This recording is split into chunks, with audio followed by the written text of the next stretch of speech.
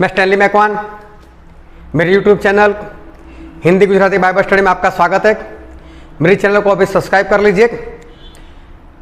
Daniel भविष्यवक्ता, उनको परमेश्वर ने एक दर्शन बताया था और दर्शन में ये बताया था कि मैं जब दूसरी बार आऊँगा, मतलब प्रभु से जब दूसरी बार आएंगे तब तक 70 सप्ताह बीत जाएंगे। तो ये जो 70 सप्ताह बीतने वाले हैं उसमें आखिरी सप्ताह जो है, मतलब कि 7 साल, वो मसीह के विरोधी को दिए गए हैं, एंटी क्राइस्ट को दिए गए। तो ये आखिरी 7 सप्ताह, ये एंटी क्राइस्ट का एक सप्ताह या एंटी क्राइस्ट को दिए गए हुए 7 साल, वो कैसे होंगे? उस वक्त क्या होता होगा? इस वक्त दुनिया कैसे चल रही होगी? एंटी क्राइस्ट क्या करेगा? मसीह का विरोधी कैसे इस धरती के ऊपर राज करेगा? उस वक्त परमेश्वर क्या करेंगे? परमेश्वर के लोगों का क्या हाल होगा? ये सब कुछ जानने के लिए इस वीडियो में मेरे साथ अंत तक बने रहो। दानियल भविष्यवक्ता का पुस्तक, उसका 9वां अध्याय, और हम पढ़ते हैं 24 से लेकर 27 वचन तक। तेरे लोगों और तेरे पवित्र नगर के लिए 70 सप्ताह ठहराए गए हैं कि उनके अंत तक अपराध का होना बंद हो और पापों का अंत और अधर्म का प्रायश्चित किया जाए और युग युग की धार्मिकता प्रकट हो और दर्शन की बात पर और भविष्यवाणी पर छाप दी जाए और परम पवित्र का अभिषेक किया जाए। इसीलिए यह जान और समझ ले कि यरूशलेम को फिर बनाने की आज्ञा के निकलने से लेकर अभिषेक प्रदान के समय तक 7 सप्ताह बीतेंगे। फिर 62 सप्ताहों के बीतने पर चौक और खाई समेत वह नगर नष्ट के समय में फिर बसाया जाएगा। उन 62 सप्ताहों के बीतने पर अभिषेक पुरुष काटा जाएगा और उसके हाथ कुछ न लगेगा और आने वाले प्रधान की प्रजा और पवित्र स्थान को नष्ट तो करेगी, परंतु उस प्रधान का अंत ऐसा होगा जैसा बाढ़ से होता है, तो अभी उसके अंत तक लड़ाई होती रहेगी, क्योंकि उसका उजड़ जाना निश्चय ठान लिया गया है। वह प्रधान 1 सप्ताह के लिए बहुतों के संग दृढ़ वाचा बांधेगा, परंतु आधे ही सप्ताह के बीतने पर वह मेल बलि और अन्न बलि को बंद करेगा और कुंगरे पर उजाड़ने वाली घृणित वस्तुएं दिखाई देगी और निश्चय ही ठनी हुई बात के समाप्त होने तक परमेश्वर का क्रोध उजाड़ने वाले पर पड़ा रहेगा।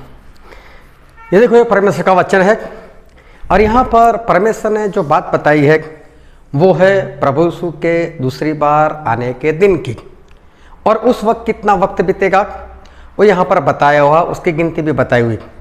ये सारी गिनती इसके बाद जो मैं वीडियो रखने वाला हूँ उसमें वो सारी गिनती मैं बताने वाला हूँ। तो उसके लिए आप मेरे चैनल को सब्सक्राइब कर लीजिए, ताकि जैसे ही मैं वीडियो रखूँ आपको तुरंत उसकी नोटिफिकेशन वो मिल जाए। लेकिन इस वीडियो में मैं जो आपको बताना चाहता हूँ वो है आखिरी सप्ताह के बारे में, जो 70वां सप्ताह है, आखिरी सप्ताह जो मसीह के विरोधी को दिया गया, आखिरी 7 साल जो मसीह के विरोधी को दिए गए, मैं उसके बारे में आपको कुछ बताना चाहता हूं। और यहाँ हम पढ़ते हैं एक बार फिर से इसका 26 और 27 वचन। उन 62 सप्ताह के बीतने पर अभिषिक्त पुरुष काटा जाएगा और उसके हाथ कुछ न लगेगा और आने वाले प्रधान की प्रजा नगर और पवित्र स्थान को नष्ट तो करेगी। आने वाले प्रधान की प्रजा, ये आने वाला प्रधान मतलब मसीह का विरोधी, उसके बारे में बात की। आने वाला प्रधान मतलब मसीह का विरोधी। फिर आगे पढ़ो। परंतु उस प्रधान का अंत ऐसा होगा जैसा बाढ़ से होता है, तो अभी उसके अंत तक लड़ाई होती रहेगी। उसके अंत तक लड़ाई होती रहेगी। फिर क्योंकि उसका उजड़ जाना निश्चय ठान लिया गया है।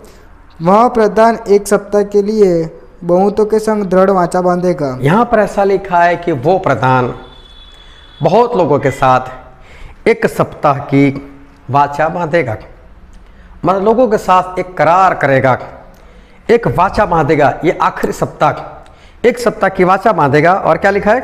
परंतु आधे ही सप्ताह के बीतने पर, लेकिन आधा सप्ताह बीतने पर, मतलब 7 साल उसको दिए गए, उसमें से आधा सप्ताह मतलब 3.5 साल के बाद पर वह मेल बलि और अन्न बलि को बंद करेगा। वो मेल बलि और अन्न बलि मतलब परमेश्वर की आराधना, परमेश्वर की स्तुति, परमेश्वर की बंदगी, वो सब कुछ वो बंद करवा देगा।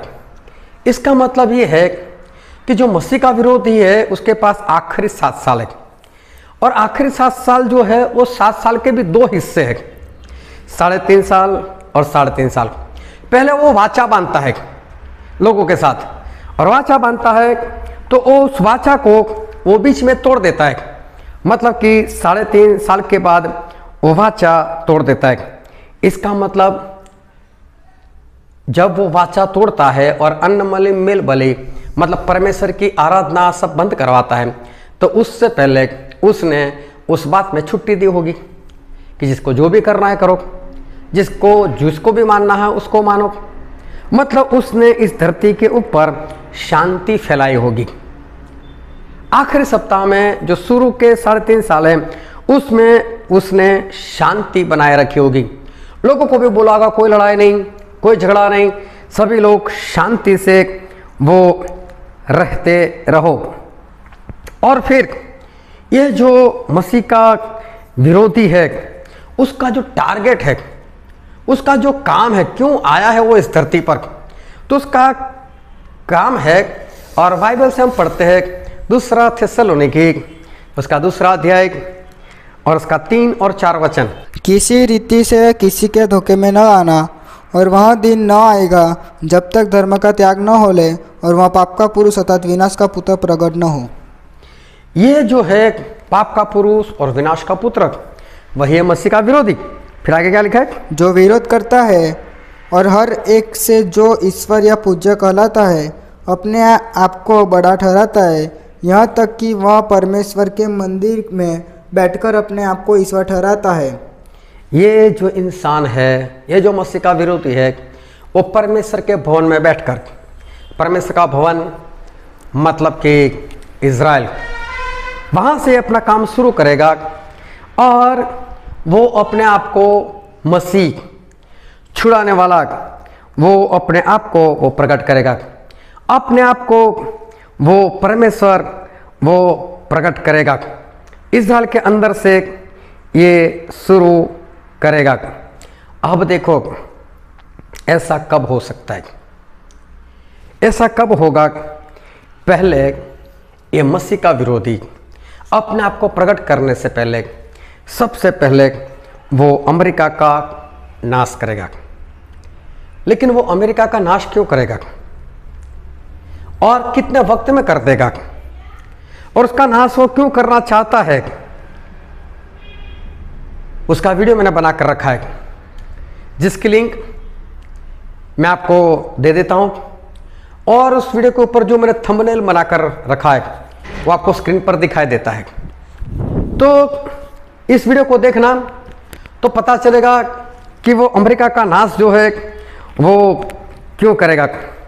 उसके बाद वो इज़राइल में जाएगा और अपने आप को मसीह और परमेश्वर वहाँ इज़राइल में पूरी दुनिया के आगे वो प्रकट करेगा। आखिरी 7 साल, आखिरी सप्ताह जो दानिएल भविष्यवक्ता को दिखाए गए थे, उसमें आखिरी सप्ताह 17वां सप्ताह ये इसी मसीह के विरोधी का है। और दानिएल भविष्यवक्ता के पुस्तक में एक बार फिर से हम पढ़ते हैं उसका 9वां अध्याय उसका 27 वचन। वह प्रधान 1 सप्ताह के लिए बहुतों के संग दृढ़ वाचा बांधेगा, परंतु आधे ही सप्ताह के बीतने पर वह मेल बलि और अन्न बलि को बंद करेगा। ये आखिरी सप्ताह उसका है, लेकिन सप्ताह के 2 पार्ट है, क्योंकि आधे सप्ताह तक वो शांति बनाए रखता है और आधे सप्ताह के बाद वो अन्न बलि मेल बलि मतलब परमेश्वर की आराधना, परमेश्वर की संगति, वो सब कुछ वो बंद करवा देगा। पहले 3.5 साल जो है वो अपनी शांति वो बनाए रखेगा और वो बलि बंद करवाएगा। इसका मतलब क्या है? उसने बोला होगा कि जिसको जो करना है वो करो, लेकिन शांति से रहो। मतलब सब अन्न बलि मेल बलि सब लोग दे सकते थे, सभी लोग अपना अपना काम कर सकते थे, सभी लोग अपने देवी देवता को मान सकते थे, कोई लड़ाई नहीं और किसी को कुछ भी उसने नहीं कहा होगा। लेकिन यहाँ पर स्पष्ट लिखा है कि आधे सप्ताह के बाद वो अन्न बलि और मेल बलि बंद करवाएगा। इसका मतलब पहले उसने चालू रखा था जिसको जो करना है वो करो, लेकिन अब वो अपनी शांति वो खो देता है और परमेश्वर की आराधना वो बंद करवा देता है। अभी देखो, ये पहले जो 3.5 साल है और आखिरी 3.5 साल, ये दो जो पार्ट बने हुए, उसमें जो पहला पार्ट है, पहले 3.5 साल है, उसमें क्या होगा, कैसा होगा, इस दुनिया की परिस्थिति क्या होगी। और जब आप ये वीडियो में परमेश्वर की आवाज़ को सुन रहे हो, तो आप अपने आप को उस वक्त में ले जाना कि आप भी जैसे वहीं पर हो, उस तरह से आप सुनते जाना। और देखो, आपको जो सच्चाई है और कितनी भयानकता है, वो सब कुछ आपको पता चलेगा। अभी वो शांति छोड़ देगा और 3.5 साल के बाद वो अन्न बलि, मेल बलि वो बंद करवाएगा। और बाइबल में लिखा है, प्रकाशित वाक्य उसका 11वां अध्याय, और हम पढ़ेंगे उसके पहले वचन से लेकर उसके 7 वचन तक। फिर मुझे नापने के लिए एक सरकंडा दिया गया और किसी ने कहा, उठ, परमेश्वर के मंदिर और वेदी और उसमें उपासना करने वालों को नाप ले, पर मंदिर के बाहर का आंगन छोड़ दे, उसे मत नाप, क्योंकि वह अन्य जातियों को दिया गया है। यहाँ पर ऐसा लिखा है कि बाहर का जो आंगन है उसको छोड़ दो, क्योंकि वो अन्य जातियों को दिया गया है। वो अन्य जाति मतलब मसीह का विरोधी। फिर आगे पढ़ो। और वे पवित्र नगर को 42 महीने तक रोंदेगी। वो 42 महीने तक परमेश्वर के भवन को रौंद देंगे। 42 महीना, 1 साल होता है 12 महीने का, 24 महीना मतलब 2 साल, और 36 महीना मतलब 3 साल। लेकिन यहाँ पर 42 महीना तो 36 और 6 महीने और मतलब 3.5 साल। देखो, आधा हिस्सा यहाँ पर बताया है कि वो 3.5 साल तक वो परमेश्वर के भवन को, परमेश्वर के घर को रौंद देगा। फिर मैं अपने 2 गवाहों को यह अधिकार दूंगा, परमेश्वर बोलते हैं, मैं अपने 2 गवाहों को यह अधिकार दूंगा कि टाट ओढ़े हुए 1260 दिन तक भविष्यवाणी करे। अभी परमेश्वर उसी वक्त जैसे ही मसीह का विरोधी अपना काम शुरू करेगा, सभी जगह पर शांति बनाए रखने की बात करेगा, तभी परमेश्वर अपने 2 गवाहों को भेजेंगे। और वो 2 गवाह जो है वो 1260 दिन तक, 1260, 1 महीना इजराइल का जो है वो 30 दिनों का है, 1260, और उसको 30 से उसको डिवाइड कर दो तो आएगा 42, मतलब 42 महीने। मतलब ये भी 3.5 साल की बात है। जैसे ही मसीह का विरोधी खड़ा होगा, वैसे ही परमेश्वर अपने 2 गवाहों को भी अपना काम करने के लिए परमेश्वर वो भेजने वाले हैं। फिर ये वे ही जैतून के 2 पेड़ और 2 दीवट है जो पृथ्वी के प्रभु के सामने खड़े रहते हैं। ये वो लोग हैं जो परमेश्वर के सामने अभी है। ये 2 गवाहों के बारे में भी आपको जानना है, तो उसके वीडियो की लिंक मैं डाल दूंगा, और आप उसमें से देख लेना कि 2 गवाह वो कौन है। और आगे बढ़ो। यदि कोई उनको हानि पहुंचाना चाहता है तो उनके मुंह से आग निकलकर उनके बैरियों को भस्म करती है। ये 2 गवाह इस तरह से परमेश्वर का नाम प्रकट करेंगे कि कोई उनको मारना चाहे तो मुंह से आग निकालेंगे, सामने वालों को भस्म कर देंगे। फिर और यदि कोई उनको हानि पहुंचाना चाहेगा तो अवश्य इसी रीति से मार डाला जाएगा। उन्हें अधिकार है कि आकाश को बंद करें। देखो, ये 2 गवाह है, उनको ऐसा अधिकार दिया गया है कि वो आकाश को बंद कर दे, मतलब बरसात को रोक ले, कि उनकी भविष्यवाणी के दिनों में मेघ न बरसे। और उन्हें सब पानी पर अधिकार है, उनको सब पानी के ऊपर अधिकार है कि उसे लहू बनाए, कि वो लहू भी बना दे। ये 2 गवाह ऐसे वैसे नहीं है, वो पूरे सामर्थ्य के साथ परमेश्वर का नाम प्रकट करेंगे, और जो को उनको हानि करना चाहे, उनको मारना चाहे, वो अपने मुंह से आग निकालकर उनको मार देंगे। इतना ही नहीं, वो अकाल लाएंगे इस धरती के ऊपर, और वो पानी का लहू भी बना देंगे, और मालूम नहीं क्या क्या वो लोग कर सकेंगे। और आगे क्या लिखा है? और जब जब चाहे तब तब पृथ्वी पर हर प्रकार की विपत्तियां लाए। उनको जो भी मर्जी चाहे वो विपत्तियां ये 2 गवाह लेकर आएंगे। अभी इस तरह से एक और मसीह का विरोधी खड़ा हो गया, उसे चारों ओर शांति फैलाकर रखी। दिन पर दिन बीतते जा रहे, चारों ओर शांति फैलाए रखने की बात कर रहे हैं। लेकिन तभी परमेश्वर के 2 गवाह वो तो पूरे जोरों से परमेश्वर का काम कर रहे, और ये तो मसीह का विरोधी है। तो वो कितनी देर तक सहन कर पाएगा? वो कब तक सहन कर पाएगा कि 2 गवाह प्रभु यीशु का नाम लेते हैं, प्रभु यीशु के बारे में लोगों को बताता है? कब तक ऐसा चलेगा?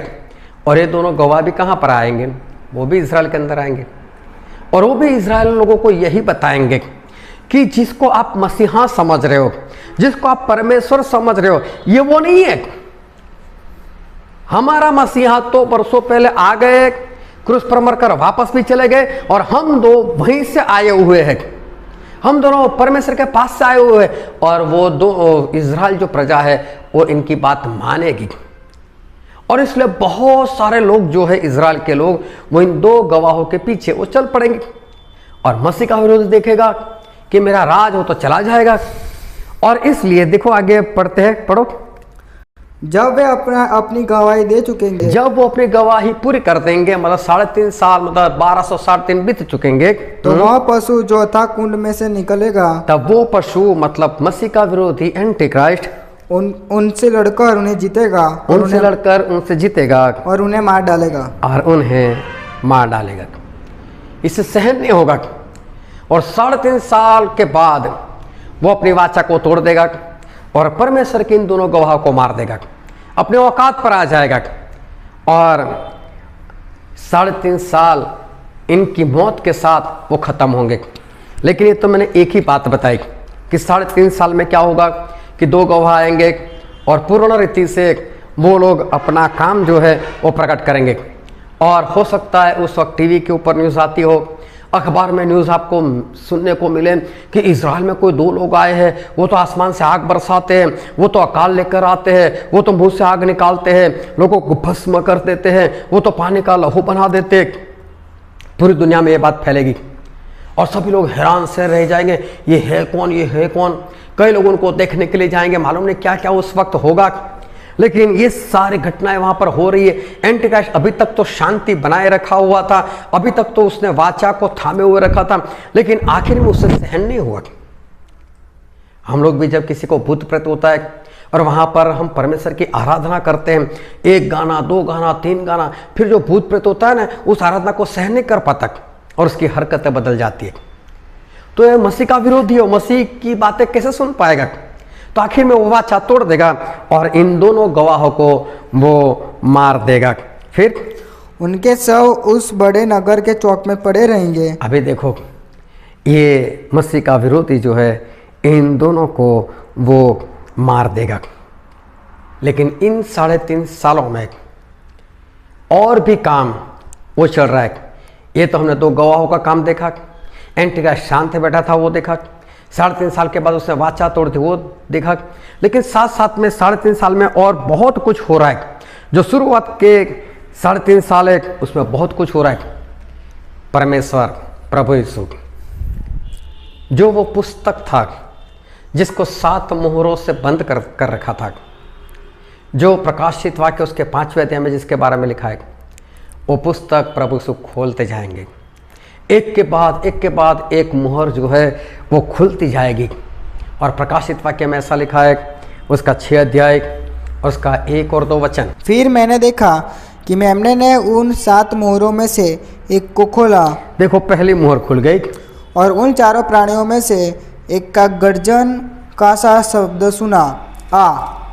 मैंने दृष्टि की और देखो, एक का श्वेत घोड़ा है और उसका सवार धनुष लिए हुए है और उसे एक मुकुट दिया गया और वह जय करता हुआ निकला कि और भी जय प्राप्त करे। एक सफ़ेद घोड़े के ऊपर एक इंसान आया, वो जीतने के लिए और जय पाने के लिए वो निकला। सफ़ेद घोड़ा मतलब परमेश्वर की बात मत समझना, ये कोई है शैतान का जो परमेश्वर के लोगों को परेशान करने के लिए निकला है। पहली मुहर खुल गई। फिर हम पढ़ते हैं उसका 3रा और 4था वचन।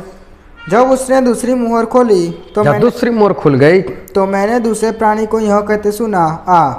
फिर एक और घोड़ा निकला जो लाल रंग का था। उसके सवार को यह अधिकार दिया गया कि पृथ्वी पर से मेल उठा ले, ताकि लोग एक दूसरे का वध करें, और उसे एक बड़ी तलवार दी गई। एक दूसरा घोड़ा निकला, लाल घोड़ा निकला, और उसने इस धरती के ऊपर से मेल में शांति को छीन लिया। लोग एक दूसरे के साथ लड़ाई करने लगे। देखो, एक जीतने के लिए निकला, एक मेल मतलब शांति उठाने के लिए निकला, उधर दो गवाह भी काम कर रहे हैं, एंटीक्राइस्ट भी चुप बैठा हुआ है। ये सब कुछ एक साथ में, ये सब कुछ वो चल रहा है। चलते चलते तीसरी मोहर खुलती है। 5 वचन से पढ़ते 5 और 6। तब उसने तीसरी मोहर खोली तो मैंने तीसरे प्राणी को यह कहते हुए सुना, मैंने दृष्टि की और देखो एक काला घोड़ा है और उसके सवार के हाथ में एक तराजू है। और मैंने उन चारों प्राणियों के बीच में से एक शब्द यह कहते सुना, दीनार का सा भेर भर गेहूँ और दीनार का 3 सेर जौ, पर तेल और दाखरस की हानि न करना। यहाँ पर लिखा है तीसरा घोड़ा काला घोड़ा है। ये दर्शाता है कि महंगाई बढ़ेगी। तेल जो सब्जी रोटी बनाने में इस्तेमाल करते हो, और वो तेल जो गाड़ियों में इस्तेमाल करते हैं, पेट्रोल डीजल वगैरह, ये सब कुछ महंगा हो जाएगा। गेहूँ चावल महंगाई बहुत ही बढ़ जाएगी। देखो ये सारे काम साथ साथ में चल रहे। 3.5 साल में महंगाई भी बहुत बढ़ जाएगी और बहुत परेशानी इस दुनिया में होगी। फिर आगे पढ़ते हैं उसका 7 और 8 वचन। जब उसने चौथी मोहर खोली और चौथी मोहर भी खुल गई तो मैंने चौथे प्राणी का शब्द यह कहते हुए सुना, मैंने दृष्टि की और देखो एक पीला सा घोड़ा है और उसके सवार का नाम मृत्यु है और अधोलोक उसके पीछे पीछे है।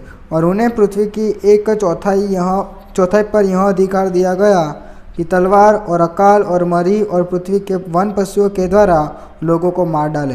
देखो चौथा घोड़ा है, चौथी मोहर खुल गई और मालूम है धरती कांप, अकाल, आग, मरी, मतलब बीमारियां फैली, इतनी सारी बातें होने लगी। और इस धरती का चौथा हिस्सा मतलब 25% लोग मर गए। सिर्फ हमारे भारत की आज की बस्ती अंदाजे से 140 करोड़ है। 140 करोड़ का अगर चौथा हिस्सा 25% आप मान लो तो होते हैं 35 करोड़। 35 करोड़ तो सिर्फ भारत से मार दिए जाएंगे। उस वक्त जब एंटीक्राइस्ट का राज शुरू हो चुका है, 35 करोड़ लोग मार दिए जाएंगे सिर्फ भारत से। तो सोचो अमेरिका कहाँ गया, कनाडा कहाँ गया, ऑस्ट्रेलिया कहाँ गया, पाकिस्तान कहाँ गया, अफगानिस्तान कहाँ गया, पूरी दुनिया कहाँ गई। उनके 25% लोग मर जाएंगे। कहाँ दफन करेंगे, कहाँ जलाएंगे, क्या करेंगे उनको। सोचो कितनी बीमारियां फैली होगी उस वक्त। और उधर दो गवाह भी अपना काम कर रहे, वो भी परमेश्वर की बात प्रकट कर रहे, वो भी लोगों को मार रहे अगर नहीं मानते तो। ये सारे काम एक साथ वो चल रहे। फिर आगे पढ़ते उसका वचन 9। जब उसने 5वीं मोहर खोली तो मैंने वेदी के नीचे उनके प्राणों को देखा जो परमेश्वर के वचन के कारण और उस गवाही के कारण जो उन्हें दी थी वध किए गए थे। अभी 5वीं मोहर खुल गई। 5वीं मोहर में हुआ तो कुछ नहीं, लेकिन जिन लोगों को मसीह के विरोधी के लोगों ने, ऐसा नहीं कि जो एंटीक्राइस्ट आया उसके लोगों ने, लेकिन बरसों से जो सतावट हो रही है और जिन जिन लोगों को प्रभु यीशु के नाम के कारण, गवाही के कारण मार दिए गए, उन सभी आत्माओं को स्वर्ग में देखा गया। वो वेदी के नीचे थे और वो लोग परमेश्वर को आवाज दे रहे, परमेश्वर हमारा बदला कब लोगे। और तब परमेश्वर उनको बोलते कि शांति रखो, अभी मसीह का विरोधी और भी लोगों को मारने वाला है, सभी की गिनती पूरी हो जाने दो, बाद में मैं बदला लेता हूँ। तो 5वीं मोहर में हुआ तो कुछ नहीं, लेकिन परमेश्वर के लोगों को एक ढाढ़स दिया गया, एक उत्तेजन दिया गया कि शांति रखो, कोई बात नहीं, आप बने रहो परमेश्वर में, और देखो मैं आपका बदला जो है वो लेने वाला हूँ। फिर आगे पढ़ते 12 वचन से लेकर 17 वचन तक। जब उसने 6वीं मोहर खोली, जब 6वीं मोहर खुल गई तो मैंने देखा कि एक बड़ा भूकंप हुआ। बड़ा भूकंप हो गया और सूर्य कंबल के समान काला और पूरा चंद्रमा लहू के समान हो गया। जो सूरज था वो कंबल के समान काला और चांद था वो लहू के समान हो गया। आकाश के तारे पृथ्वी पर ऐसे गिर पड़े जैसे बड़ी आंधी से हिलकर अंजीर के पेड़ में से कच्चे फल झड़ते हैं। आसमान से तारे पड़ने लगे। फिर आकाश ऐसा सरक गया जैसा पत्र लपेटने से सरक जाता है, और हर एक पहाड़ और टापू अपने अपने स्थान से टल गया देखो कितना बड़ा भूकंप हुआ, पहाड़ हिलने लगे, टापू इधर उधर होने लगे।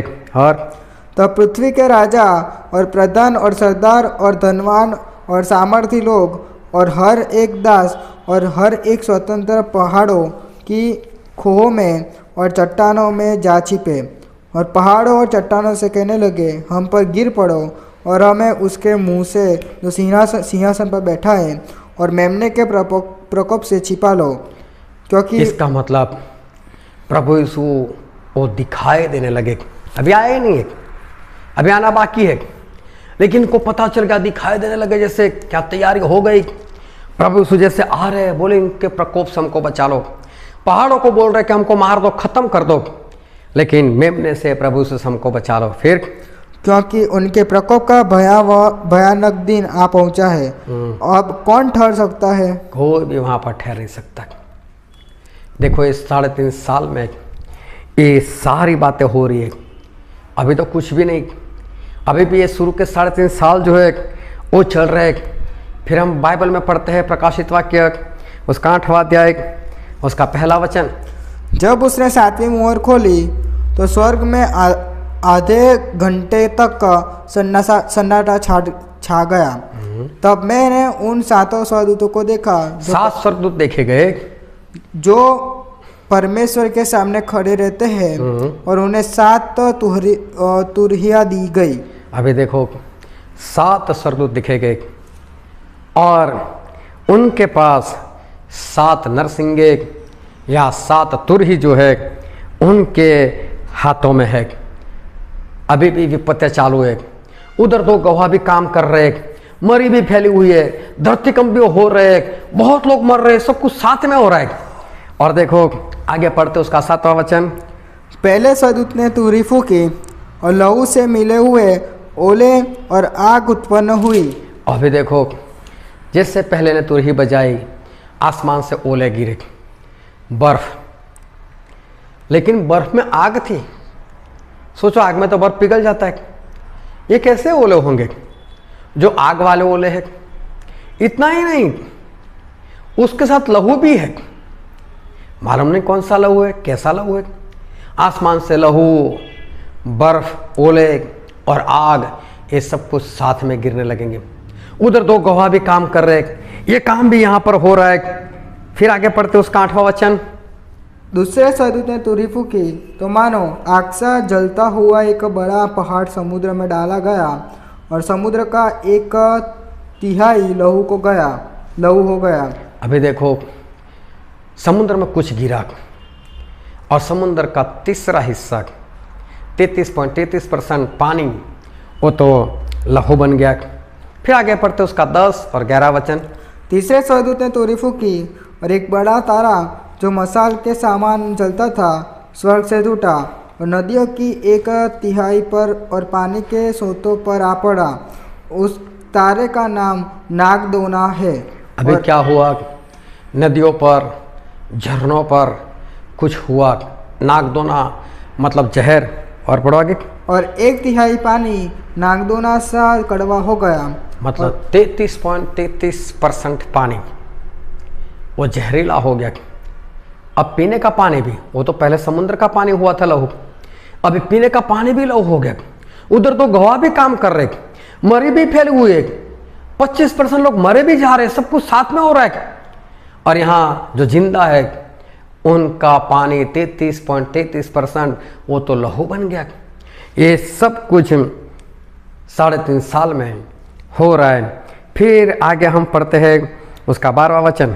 चौथे स्वर्गदूत ने तुरही फूकी और सूर्य की 1/3 और चांद की 1/3 और तारों की 1/3 पर आपत्तियाँ आई, यहाँ तक कि उनका 1/3 अंग अंधेरा हो गया और दिन की 1/3 में उजाला न रहा, और वैसे ही रात में भी। और ऐसा हुआ अंधकार छा गया। जब तुरही फूकी गई तो अंधकार छा गया। तीसरा हिस्सा जो है उसमें अंधकार छा गया। लेकिन मालूम ये सब किसको होने वाला है? ये पूरी दुनिया को नहीं होने वाला है, ये किसके साथ होने वाला है? हम आगे भी पढ़ते हैं उसका 9वां अध्याय, प्रकाशित वाक्य उसका 9वां अध्याय और पहले वचन से लेकर 4 वचन तक हम पढ़ते हैं। जब 5वें स्वर्गदूत ने तोरी फूकी तो मैंने स्वर्ग से पृथ्वी पर एक तारा गिरता हुआ देखा और उसे अथाह कुंड की कुंजी दी गई। उसने अथाह कुंड को खोला और कुंड में से बड़ी भट्टी का सा धुआं उठा और कुंड के धुएं से सूर्य और वायु अंधकारमय हो गए। उस धुएं में से पृथ्वी पर टिड्डियाँ निकली और उन्हें पृथ्वी के बिच्छों की सी शक्ति दी गई। उनसे कहा गया कि न पृथ्वी की घास को, न किसी हरियाली को, न किसी पेड़ को हानि पहुंचाए, केवल उन मनुष्यों को हानि पहुंचाए जिनके माथे पर परमेश्वर की मुहर नहीं है। जिनके पास परमेश्वर की मुहर नहीं। परमेश्वर की मुहर मतलब पवित्र आत्मा। जिसके अंदर पवित्र आत्मा नहीं है उनको परेशान करो। एक बड़ी भट्टी सा धुआं, अधोलोक उसको खोला गया और अधोलोक में जो स्वर्गदूत बांधे हुए हैं,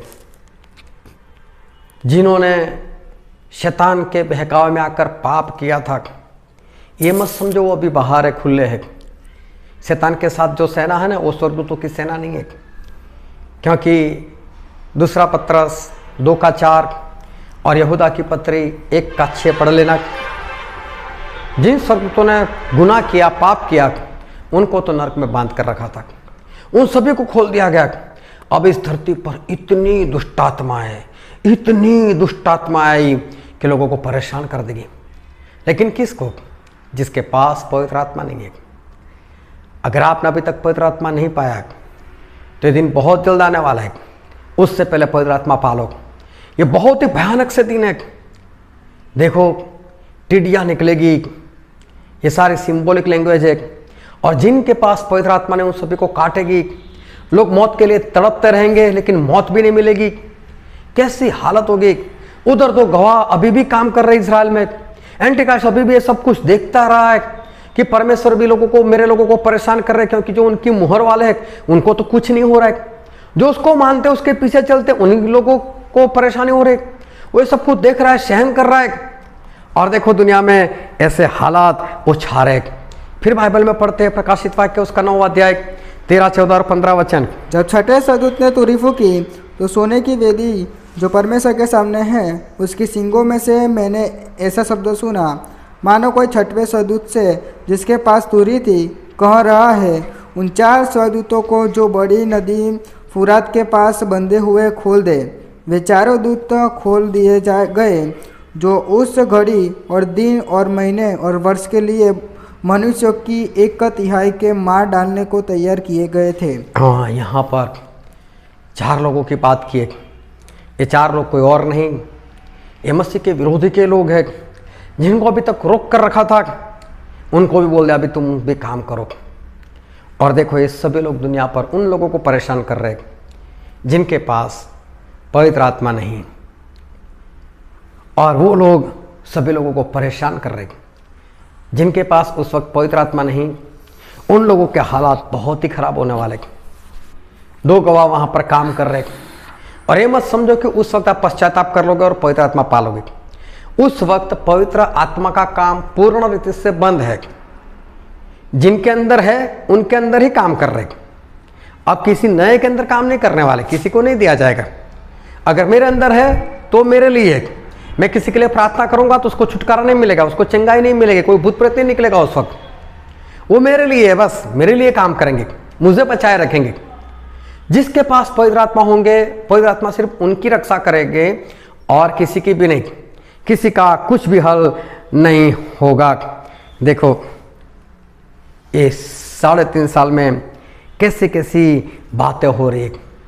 25% लोग मरे जा रहे। उसके सिवा और भी लोग जो पानी लहू बन गया उसके कारण मरे जा रहे। उस इंसान ने आकर धरती के ऊपर से मेल ले लिया, शांति ले ली, और लोग एक दूसरे को मारकर भी मर रहे। चारों ओर देखो वातावरण कैसा होगा, कितना भयानक वातावरण होगा, बहुत ही भयानक वातावरण होगा। और 2 गवाह भी वहां पर काम कर रहे। कैसी परिस्थिति वो होगी। अब मसीह का विरोधी जो है वो ये सब कुछ नहीं देख पाएगा और आखिर में वो अपनी वाचा जो है वो अपनी वाचा तोड़ देगा। और प्रकाशित वाक्य उसका 11वां अध्याय और उसका 7 वचन। जब वे अपनी गवाही दे चुकेंगे तो वह पशु जो हथा कुंड में से निकलेगा उनसे लड़कर उन्हें जीतेगा और उन्हें मार डालेगा। अभी ये पशु, ये मसीह का विरोधी, ये एंटी क्राइस्ट उन दोनों गवाहों को मार देगा, अपनी वाचा तोड़ देगा। बस 3.5 साल खत्म हो गए, अब आखिरी 3.5 साल बाकी। वो सब कुछ तो हो ही रहा था, वो भी चालू है, मरी फैल रही है और 25% लोग मरे जा रहे हैं, पानी का लहू है, ये सब कुछ तो हो ही रहा है। और अभी मसीह के विरोधी ने भी काम करना शुरू कर दिया। जो भी तक बैठा रहा था उससे परमेश्वर के 2 गवाहों को मार दिया, उनको उसने खत्म कर दिया। और फिर बाइबल में लिखा है, हम पढ़ते प्रकाशित वाक्य उसका 13 अध्याय उसका 7 वचन, उससे यह भी अधिकार दिया गया कि पवित्र लोगों से लड़े और उन पर जय पाए। देखो, पवित्र लोगों से लड़े और उन पर जय पाए। ये मसीह के विरोधी के पास ये अधिकार है, मार देगा वो पवित्र लोगों को। अभी जिनके पास परमेश्वर की मुहर है, ये मसीह का विरोधी ऐसे लोगों को पकड़ पकड़ कर वो मारने का प्रयत्न करेगा, जय भी पाएगा, वो कई लोगों को वो खत्म भी कर देगा। फिर आगे पढ़ते उसका 11 और 12 वचन, फिर मैंने एक और पशु को पृथ्वी में से निकलते हुए देखा। एक और पशु मतलब झूठा भविष्यवक्ता, जो एंटी क्राइस्ट मसीह का विरोधी है, उसका साथी है, वो आएगा। उसके मेमने के से 2 सींग थे और वह अजगर के समान बोलता था। वह उस पहले पशु का सारा अधिकार उसके सामने काम ले आता था और पृथ्वी और उसके रहने वालों से उस पशु की जिसका प्राण घातक घाव अच्छा हो गया था पूजा कराता था। ये क्या करेगा अभी झूठा भविष्यवक्ता? लोगों को बोलेगा ये एंटी क्राइस्ट मसीह का विरोधी जो है, ये शब्द मैं इस्तेमाल करता हूँ। वो नहीं करने वाला कि एंटी क्राइस्ट ये मसीह का विरोधी है, वो तो बोलेगा ये हमारा मसीहा है, उसकी आराधना करो। और वो लोगों से कहेगा इसकी आराधना करो, इसकी आराधना करो, वो आराधना करवाएगा। फिर आगे पढ़ो उसका 13 वचन, वह बड़े बड़े चिन्ह दिखाता था। हाँ, ये बड़े बड़े चमत्कार करेगा, यहाँ तक कि मनुष्यों के सामने स्वर्ग से पृथ्वी पर आग बरसा देता था। वो आसमान से आग भी बरसाएगा, बड़े बड़े चमत्कार करेगा और कई लोग उसके पीछे पागलों की तरह भागेंगे। ये सब कुछ हो रहा है। फिर आगे पढ़ो उसका 14 और 15 वचन, उन चिन्हों के कारण जिन्हें उस पशु के सामने दिखाने का अधिकार उसे दिया गया था, वह पृथ्वी के रहने वालों को भरमाता था और पृथ्वी के रहने वालों से कहता था कि जिस पशु के तलवार लगी थी वह जी जाएगा, उसकी मूर्ति बनाओ। उसे उस पशु की मूर्ति में प्राण डालने का अधिकार दिया गया कि पशु की मूर्ति बोलने लगे और जितने लोग उस पशु की मूर्ति की पूजा न करें उन्हें मरवा डाले। अभी देखो ये क्या करेगा, लोगों से बोलेगा कि एंटी क्राइस्ट मसीह का विरोधी जो है उसकी मूर्ति बनाओ, ये कितना महान है, ये कितना सामर्थ्य है, उसकी मूर्ति बनाओ, उसकी आराधना करो, उसकी पूजा करो। और जितने लोग मूर्ति ना बनाए, जितने लोग उसकी पूजा ना करे, उनको मरवा देगा। अभी सोचो उसकी पूजा कौन नहीं करेगा, उसकी मूर्ति कौन नहीं बनाएगा? जिनके अंदर पवित्र आत्मा है। जिस तरह शद्रक मेशक अबेदनगो ने उस मूर्ति की पूजा नहीं की थी, उसी तरह से ऐसे चलने वाले लोग जो है, जो पवित्र आत्मा के सामर्थ्य से भरे हुए, सिर्फ वही लोग मरने के लिए तैयार हो जाएंगे।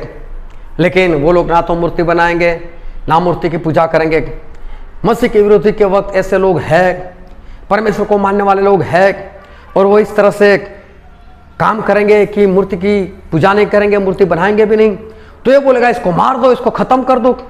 देखो कितने भयानक से दिन है, बहुत ही भयानक से ये दिन है। फिर आगे पढ़ते उसका 16 और 17 वचन, उसने छोटे बड़े धनिक कंगाल स्वतंत्र दास सबके दाहिने हाथ या उनके माथे पर एक छाप करवा दी कि उसको छोड़ जिस पर छाप अर्थात उस पशु का नाम या उसके नाम का अंक हो और कोई लेन देन न कर सके। अभी देखो ये क्या करेगा, एक निशान बनाएगा, एक मुहर बनाएगा एंटी क्राइस्ट की, और बोलेगा जितने मसीह के विरोधी के हैं, मतलब ये शब्द मैं इस्तेमाल कर रहा हूँ, वो तो मसीहा ही बोलेगा, जितने लोग इसके हैं वो अपने सर के ऊपर यहाँ पर, या तो अपने दाहिने हाथ पे यहाँ पर बोले मुहर ले लो, उसकी मुहर ले लो। और जितने लोग वो मुहर लेंगे वही खरीद पाएंगे, वही बेच पाएंगे। वही लेन देन कर पाएंगे, वही जॉब कर पाएंगे। जैसे अभी इस दुनिया में वैक्सीन को लेकर हो रहा है, वैक्सीन नहीं तो जॉब नहीं, 2 डोज लेकर आओ, तीसरा बूस्टर डोज लेकर आओ, बस उससे कुछ ज्यादा ये होने वाला है। और मसीह के विरोधी की मुहर नहीं तो आप लेन देन नहीं कर सकते, खरीद नहीं सकते, बेच नहीं सकते। खाने की जरूरत तो आपको पड़ेगी, सब्जी की जरूरत तो पड़ेगी, दूध की जरूरत तो पड़ेगी, कहां लेने के लिए जाओगे, क्या करोगे? और अगर वो मुहर नहीं है तो परमेश्वर के लोग जाए कहां? चलो बात की बात है, लेकिन ये सब बातें उस वक्त होने वाली है। अभी देखो परमेश्वर भी, वो भी अपने लोगों का ख्याल रखते हैं, वो भी साथ साथ में काम करते हैं। और बाइबल में पढ़ते हम प्रकाशित वाक्य उसका 16 अध्याय और उसका पहला वचन। फिर मैंने मंदिर में किसी को ऊंचे शब्द से उन सातों स्वर्गदूतों से यह कहते सुना, जाओ परमेश्वर के प्रकोप के 7 कटोरों को पृथ्वी पर उंडेल दो। अभी देखो आखिरी 7 विपत्तियां, ये आखिरी 3.5 साल में वो परमेश्वर भेजेंगे। पहले जो हो रही थी वो तो चालू ही है, मरी चालू ही है, पानी का लहू है ही है, वो अभी वापस पानी नहीं बना। जो था वो तो है ही है, जो चल रहा था वो तो चल ही रहा है, लेकिन अभी और विपत्ति और परमेश्वर के क्रोध के 7 कटोरे। और देखो इन कटोरों में क्या क्या है, कैसा कैसा भरा हुआ है। और हम पढ़ते हैं प्रकाशित वाक्य 16 अध्याय उसका 2 वचन। अतः पहले स्वर्गदूतों ने जाकर अपना कटोरा पृथ्वी पर उंडेल दिया।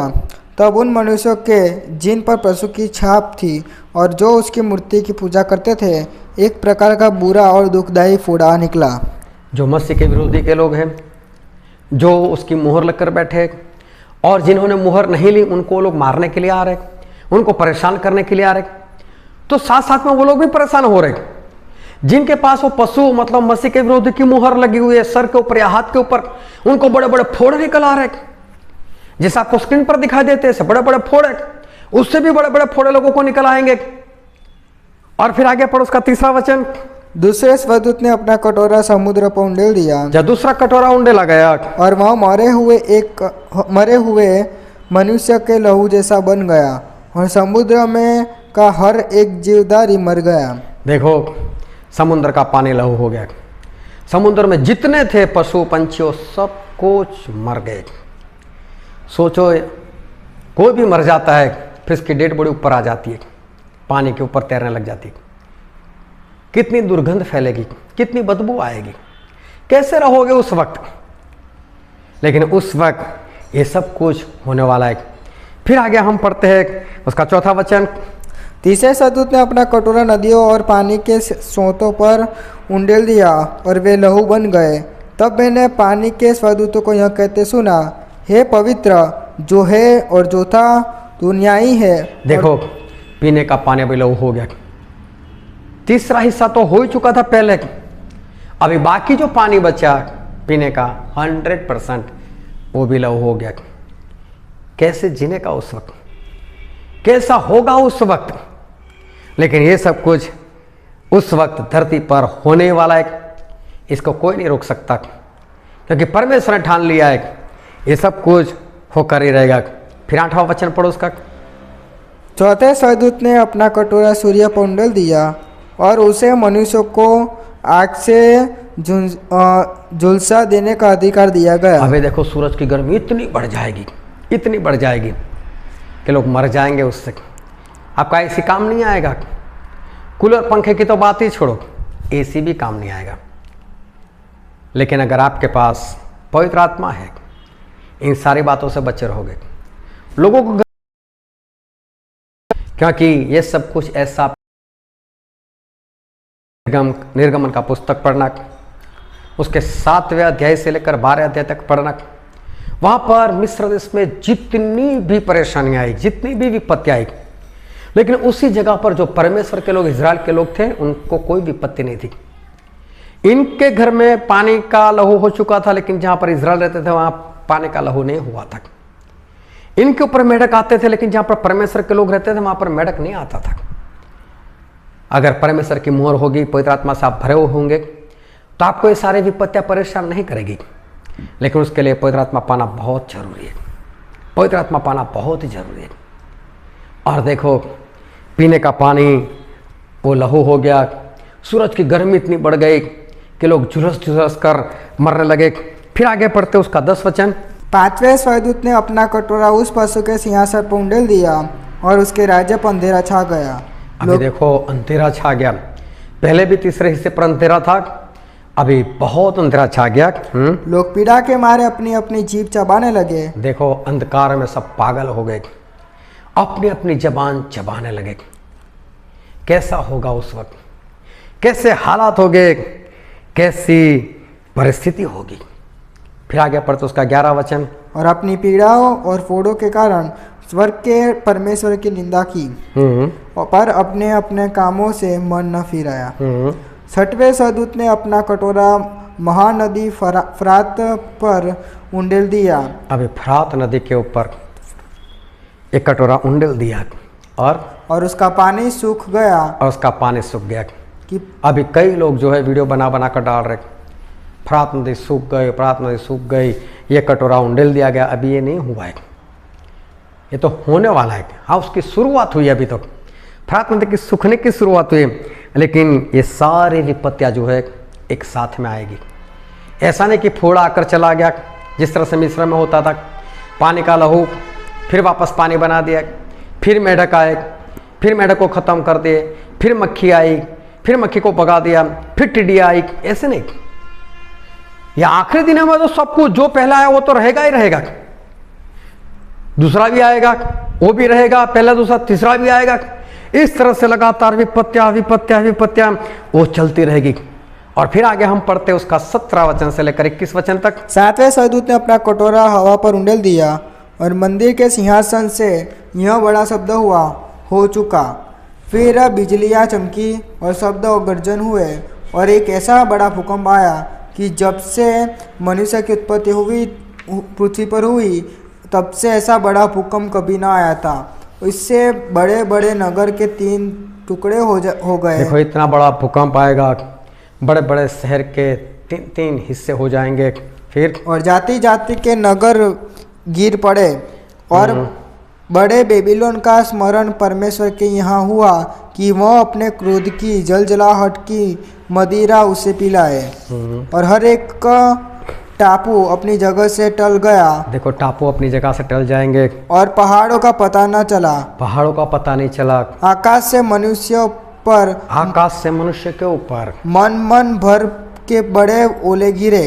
मन का बर्फ ओले गिरे। मन मतलब 40 किलो, 40 किलो का बर्फ पड़ेगा ऊपर से नीचे। सोचो कैसे बच पाओगे। ये सब कुछ हो रहा है।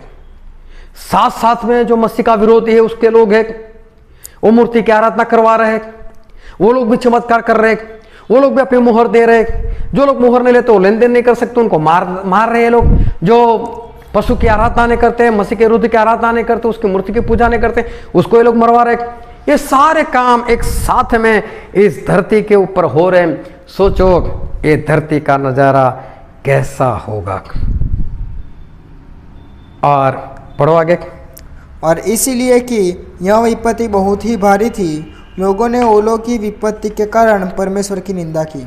हाँ, लोगों ने निंदा की क्योंकि पवित्र आत्मा थे नहीं, इसलिए पश्चाताप तो क्या करो। और समझो अब पिछले 3.5 साल जो है वो भी अभी खत्म हो रहे, अभी खत्म नहीं हुए, लेकिन यहाँ पर अभी वो खत्म हो जाएंगे। लेकिन अभी उसका आखिरी दिन जो है वो अभी बाकी है। 7 साल जो मसीह के विरोधी को दिए गए थे वो 7 साल पूरे हो गए, लेकिन अभी आखिरी दिन जो है वो आखिरी दिन अभी बाकी है। अभी देखो क्या होगा। प्रकाशित वाक्य उसका अध्याय 20 और हम पढ़ेंगे उसका 1, 2 और 3 वचन। फिर मैंने एक स्वर्गदूत को स्वर्ग से उतरते देखा, जिसके हाथ मथा कुंड की कुंजी और एक बड़ी जंजीर थी। उसने उस अजगर अर्थात पुराने सांप को, जो इब्लिस और शैतान है, पकड़ के 1000 वर्ष के लिए बांध दिया और उसे अथाह कुंड में डालकर बंद कर दिया। अभी देखो, प्रभु यीशु आए और उन्होंने शैतान को 1000 साल तक उसको अथाह कुंड में डालकर उसके ऊपर ढक्कन मार दिया, उसे वहाँ पर बंद कर दिया। ये आखिरी दिन है। प्रभु यीशु अब ऊपर से नीचे अपने लोगों को लेने के लिए और मसीह के विरोधी को मारने के लिए आ रहे हैं।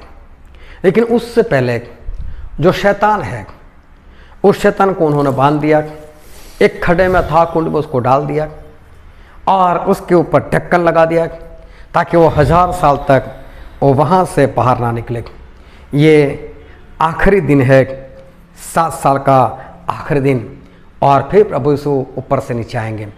और बाइबल में लिखा है, हम पढ़ते हैं मत्ती उसका 24वां अध्याय और उसका 30 और 31 वचन। तब मनुष्य के पुत्र का चिन्ह आकाश में दिखाई देगा और तब पृथ्वी के सब कुलों के लोग छाती पीटेंगे और मनुष्य के पुत्र को बड़ी सामर्थ्य और ऐश्वर्य के साथ आकाश के बादलों पर आते देखेंगे। जो लोग वहाँ पर छुप गए थे पहाड़ों के पास, ये उस दिन की बात है। अभी तो दिखाई दे रहे थे, लेकिन अभी आ भी गए प्रभु यीशु। अभी प्रभु यीशु आ गए और अपने लोगों के साथ स्वर्गदूतों को लेकर आए। और पढ़ो आगे। वह तोरी के बड़े शब्द के साथ अपने दूतों को भेजेगा और वे आकाश के इस छोर से उस छोर तक चारों दिशाओं से उसके चुने हुओं को इकट्ठा करेंगे। ये देखो, एंटिक्राइस्ट के जो 7 साल है और उसमें जो आखिरी दिन है बहुत ही महत्वपूर्ण है। सारे क्लेश का अंत, मसीह के विरोधी का अंत, शैतान को भी 1000 साल के लिए बंद, और परमेश्वर के लोगों ने जो आज तक जो सहन किया उनके लिए छुटकारे का दिन, उनके लिए हमेशा के लिए स्वर्ग में जाने का दिन, 1000 साल के राज का दिन। लेकिन देखो वो कैसे होगा। प्रभु यीशु आएंगे और अपने स्वर्गदूतों को इस धरती के चारों छोर में भेजेंगे और बोलेंगे कि जाओ मेरे पसंद किए हुए जो लोग हैं उनको मेरे पास लेकर आओ। पसंद किए हुए लोग मतलब जिनके अंदर पवित्र आत्मा है वो लोग। लेकिन ये होगा कैसे? हम पढ़ते हैं पहला थिस्सलुनीकी उसका 4वां अध्याय और उसका 16वां वचन। क्योंकि प्रभु आप ही स्वर्ग से उतरेगा और उस समय ललकार और प्रधान दूत का शब्द सुनाई देगा और परमेश्वर की तोरी फूकी जाएगी और जो मसीह में मरे हैं वे पहले जी उठेंगे। पहले क्या होगा? पहले जो मुर्दे थे ना वो जिंदा हो जाएंगे। कौन से मुर्दा? जो परमेश्वर के भीतर जीवित थे, जो परमेश्वर के वचन के अनुसार जीवन जीने के कारण उनको मार दिए गए थे, जो परमेश्वर की गवाही देने के कारण जिनको मार दिए गए थे, ऐसे लोग, वो लोग पहले जिंदा हो गए। वो लोग पहले जिंदा हो गए। और फिर बाइबल में लिखा है पहला कुरिन्थी उसका 15 अध्याय और 50 से लेकर 52। हे भाइयों, मैं यह कहता हूँ कि मांस और लहू परमेश्वर के राज्य के अधिकारी नहीं हो सकते और न नाशवान अविनाशी का अधिकारी हो सकता है। देखो, मैं तुमसे भेद की बात करता हूँ, हम सब नहीं सोएंगे परंतु बदल जाएंगे और यह क्षण भर में पलक मारते ही अंतिम तुरही फूकते ही होगा। हाँ, जब प्रभु यीशु आएंगे अंतिम तुरही फूकी जाएगी। तो जो लोग जिंदा है, तो क्या लिखा है? लहू और मांस स्वर्ग में नहीं जा सकता। इस तरह से हम स्वर्ग में नहीं जा सकते। तो क्या होगा? जितने लोग जो प्रभु में मुर्दा थे उनकी आत्मा आएगी और उनकी आत्मा आएगी और वो कब्रों में जाएगी और वहां से नया शरीर धारण कर उठेगी। और फिर जो लोग जिंदा है वो लोग बदल दिए जाएंगे और रूपांतरित हो जाएंगे। उनको स्वर्गीय शरीर मिलेगा। ये नाशवान शरीर चला जाएगा। तो जितने हम जिंदा होंगे उस वक्त वो बदल जाएंगे। फिर पढ़ते हैं पहला थिस्सलुनीकी उसका 4वां अध्याय उसका 15 वचन। क्योंकि हम प्रभु के वचन के अनुसार तुमसे यह कहते हैं कि हम जो जीवित हैं और प्रभु के आने तक बचे रहेंगे, सोए हुओं से कभी आगे न बढ़ेंगे। जो सोए हुए हैं उनसे पहले हम नहीं जाने वाले। फिर पढ़ो उसका 13 और 14 वचन। हे भाइयों, हम नहीं चाहते कि तुम उनके विषय में जो सोते हैं अज्ञानी रहो। ऐसा न हो कि तुम दूसरों के समान शौक करो जिन्हें आशा नहीं, क्योंकि यदि हम विश्वास करते हैं कि यीशु मरा और जी भी उठा, तो वैसे ही परमेश्वर उन्हें भी जो यीशु में सो गए उसी के साथ ले जाएंगे। क्योंकि जो परमेश्वर में सो चुके उनको प्रभु यीशु अपने साथ लेकर आएंगे, उनको साथ लेकर आएंगे और उनकी आत्माएं अपने अपनी कब्रों में जाकर नया शरीर धारण करेगी। फिर 16 और 17 वचन। क्योंकि प्रभु आप ही स्वर्ग से उतरेगा, उस समय ललकार और प्रधान दूत का शब्द सुनाई देगा और परमेश्वर की तुरही फूंकी जाएगी और जो मसीह में मरे हैं वे पहले जी उठेंगे। तब हम जो जीवित और बचे रहेंगे उनके साथ बादलों पर उठा लिए जाएंगे। अभी देखो जितने जिंदा थे वो बदल गए, जो प्रभु में मुर्दा थे वो जिलाए गए नए शरीर के साथ। ये सभी लोग साथ में ऊपर चले गए बादलों के ऊपर और प्रभु यीशु के साथ वो लोग बादल में वहाँ पर ठहरे गए। अभी भी धरती है, अभी भी नीचे एंटीक्राइस्ट है, झूठा भविष्यवक्ता है और अभी भी उसकी मुहर लेने वाले सभी अभी जिंदा है। अभी तो ये लोग यहाँ से ऊपर गए, ये लोग देखते रह गए कहाँ गए, अचानक से सब कुछ हो गया, सभी लोग गायब और सब लोग देखेंगे क्या हो गया और देखेंगे ऊपर तो प्रभु यीशु, उनकी सेना, स्वर्गदूत और जितने भी प्रभु यीशु में पहले मर चुके थे वो लोग नया शरीर धारण कर और जो लोग जिंदा थे वो भी वहां पर नया शरीर धारण कर वहां पर आसमान में बादलों में वो लोग वहां पर है और नीचे सारे लोग हैं। अभी नीचे सारे लोग एक हो जाएंगे क्योंकि उनको मालूम है कि यीशु मसीह जो है वो हमको मारेंगे, चलो हम उनको मारते। फिर दूसरा थेसलोनिका में ऐसा लिखा, दूसरा थेसलोनिका उसका 2 अध्याय और उसका 8 वचन। तब वह अधर्मी प्रकट होगा, वो अधर्मी मतलब मसीह का विरोधी प्रकट होगा, जिसे प्रभु यीशु अपने मुंह की फूंक से मार डालेगा। प्रभु यीशु अपने मुंह की फूंक से मार देंगे और अपने आगमन के तेज से भस्म करेगा। देखो अपने आगमन से, आगमन के प्रभाव से उसको मार देंगे। मतलब मसीह के विरोधी को कब मारेंगे? जब प्रभु यीशु ऊपर से आएंगे उस वक्त उसको मारेंगे। मतलब अब उसके साथ लड़ाई होगी। हम सभी तो ऊपर चले गए बादलों पर और फिर वहां से लड़ाई करने के लिए हम वापस आएंगे, क्योंकि बाइबल में लिखा है प्रकाशित वाक्य उसका 17 अध्याय उसका 14 वचन। वे मेमने से लड़ेंगे और मेमना उन पर जय पाएगा। एंटी क्राइस्ट मसीह का विरोधी, उसका झूठा भविष्यवक्ता और जितने उसकी मुहर लगकर बैठे वो सारे लोग वो प्रभु यीशु से लड़ेंगे, मेमने से लड़ेंगे और जय पाएंगे। वे मेमने से लड़ेंगे और मेमना उन पर जय पाएगा। मेमना जय पाएगा, मेमना जय पाएगा। फिर क्योंकि वह प्रभुओं का प्रभु और राजाओं का राजा है और जो बुलाए हुए और चुने देखो हुए, जो बुलाए हुए, जो चुने हुए लोग एक और विश्वासी है और विश्वास योग्य लोग वे उसके साथ है, जो प्रभु यीशु के साथ है वे भी जय पाएंगे। वो भी जय पाएंगे। जितने लोग हम ऊपर चले गए थे बादलों में प्रभु यीशु के साथ, हम भी वापस उन्हीं लोगों के साथ लड़ने के लिए आएंगे जिन्होंने हमको परेशान किया था, जिन्होंने बोला था कि आपके पास मसीह के विरोधी की मुहर ने हमको लेन देन नहीं करने देंगे, इसकी मूर्ति की पूजा करो हम तुम्हें मार देंगे। अब हमारी बारी है बदला लेने की और प्रभु यीशु के साथ हम लोग आएंगे और हम भी उनके साथ लड़ेंगे और प्रभु यीशु के साथ साथ हम भी विजय पाएंगे। ये दिन है एंटी क्राइस्ट को जो 7 साल दिए हैं उसमें का आखिरी दिन। उस दिन ऐसा होगा। अभी देखो क्या होगा, लड़ाई तो हो गई, अभी भी हम लोग वहीं पर है बादलों पर, क्योंकि वहाँ से परमेश्वर तो आग डालेंगे और इन सभी को भस्म कर देंगे इस तरह से। क्योंकि ये लड़ाई कोई ऐसी नहीं कि हथियार ले लेकर हमको लड़ना है। हमारे परमेश्वर इतने कमज़ोर नहीं कि उनको ऐसे लड़ाई करनी पड़ेगी। वो तो बस तो भी मर जाएंगे लोग, एक फूंक मारेंगे तो भी।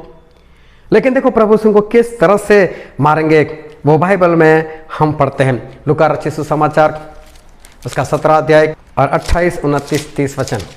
और जैसा लूत के दिनों में हुआ था, जैसा लूत के समय में हुआ था। लूत में क्या हुआ था कि सदोम और अमोरा में आग लग गई थी, लेकिन पहले लूत को बाहर निकाल दिया था और आग से सदोम और अमोरा को जला दिया था। हाँ पढ़ो।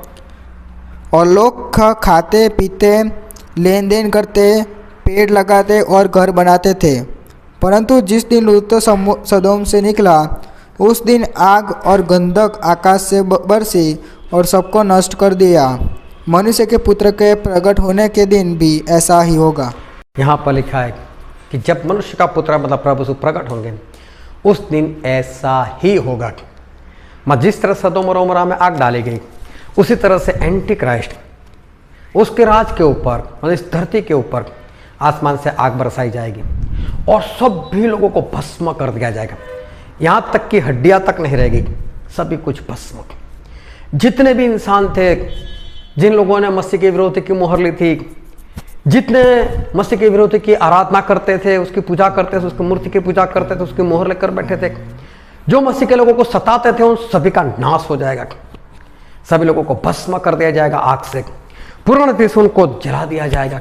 ये सारे भस्म हो जाएंगे, जैसे राख होती है ना, वैसे सारे राख हो जाएंगे। और फिर ये सारी बातें नबूकदनेस्सर को सपने में बताई थी, जिसमें एक बड़ी मूर्ति दिखाई दी थी और उस मूर्ति को एक पत्थर ने मतलब प्रभु सुने उसको मार मार कर उसका भूसा बना दिया। ये वही बात है, ये सारे भूसा नहीं लेकिन भस्म बन गए। फिर दानिएल भविष्यवक्ता के पुस्तक में ऐसा लिखा है, उसका 2 अध्याय, दानिएल 2 उसका 35 वचन। तब लोहा, मिट्टी, पित्तल, चांदी और सोना भी सब चूर चूर हो गए और धूपकाल में खलिहानों के भूसे के समान हवा से ऐसे उड़ गए कि उनका कहीं पता न रहा। यहाँ पर लिखा है कि वो सारी भस्म जो है ऐसी हवा आएगी उसको उड़ा कर लेकर चली जाएगी। जो आग आएगी ना, वो इस धरती के पेड़ पौधों को कुछ नहीं करने वाली, सिर्फ इस संसार के लोगों को, मसीह के विरोधी के लोगों को, मसीह के विरोधी को और उसके साथ जितने भी थे, इन लोगों को तो जिंदा वो लोग परमेश्वर उनको डाल देने वाले अथाह कुंड में, लेकिन उसके जितने भी लोग हैं सभी को परमेश्वर आग से जला देंगे, भस्म कर देंगे। और ऐसी हवा आएगी कि वो हवा इस सारी भस्म को उड़ा कर लेकर चली जाएंगी। और देखो परमेश्वर कौन कौन सी बात जलाएंगे, तो हम पढ़ते हैं 2 पत्रस उसका 3 अध्याय और उसका 10 वचन। परंतु प्रभु का दिन चोर के समान आ जाएगा।